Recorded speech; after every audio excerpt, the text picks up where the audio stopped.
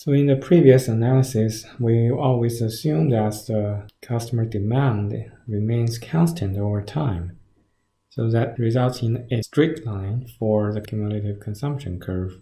But in reality, the customer demand is normally varying over time. So in this sense, we need to consider how the variation of the consumption rate over time would affect our decisions. Using our cumulative curves, when the consumption is no longer a straight line, that means the consumption rate is no longer constant, the shape should be some arbitrary increasing curve. So this gradient, which is the demand rate, d prime, now is a function of t. So here we just use the notation dt to indicate the total cumulative demand. That's why we always use d prime to indicate the demand rate rather than d. D is the cumulative expression for the demand.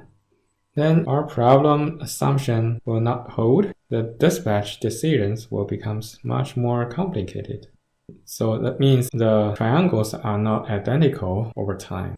Remember our total cost consider of two parts.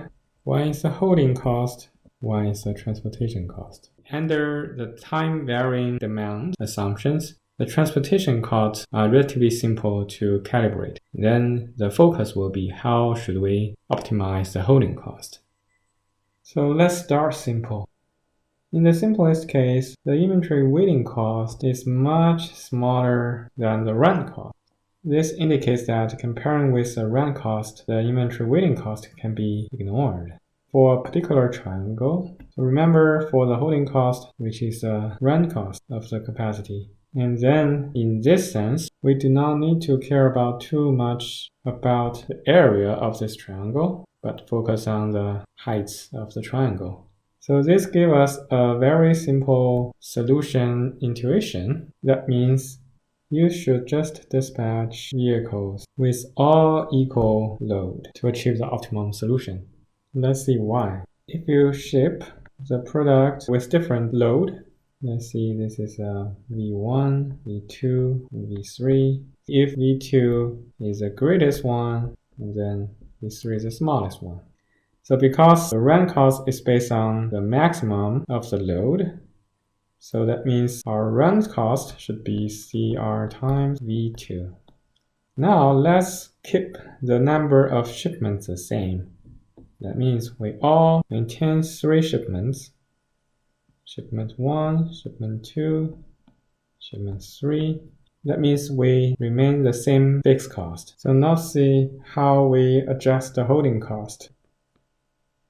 Find out the total load for the second shipment and then the third shipment. And then we find the break-even point. So that means we adjust our V2 to a half, V3 is also adjust to the half.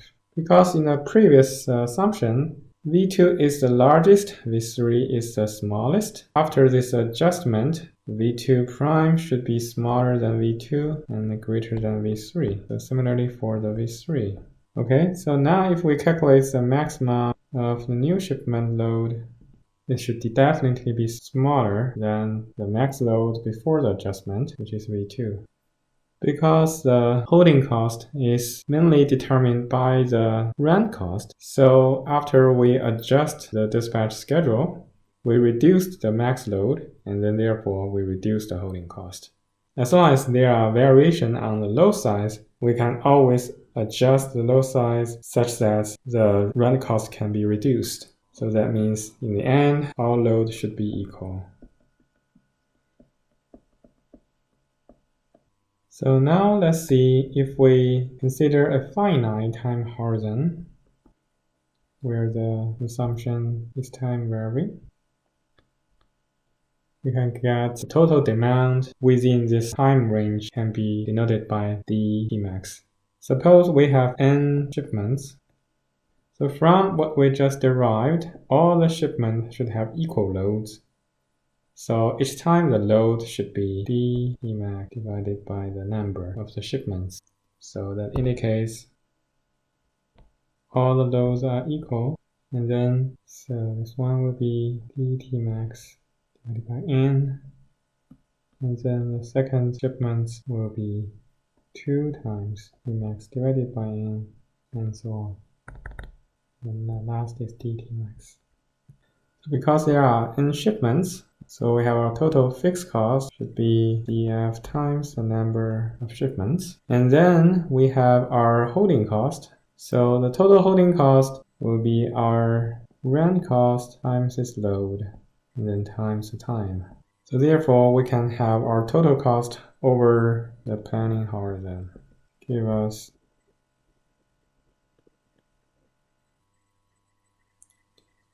So if we want to convert it into the total cost unit time, and we divide it by Tmax, so we have. Remember, in our simple cases, when the demand remains constant, our unit cost, our total cost per unit item is based on. So if we convert this per item cost into per time, we need to time a d prime. So if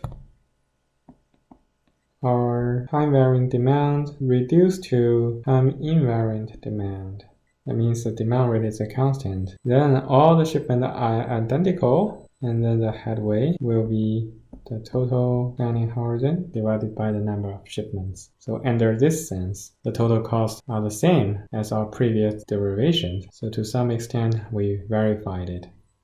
Okay, come back to our general case. So we have our total cost per unit time based on the number of shipments. So this is also an EOQ form. So to this end, we can derive our optimum number of shipments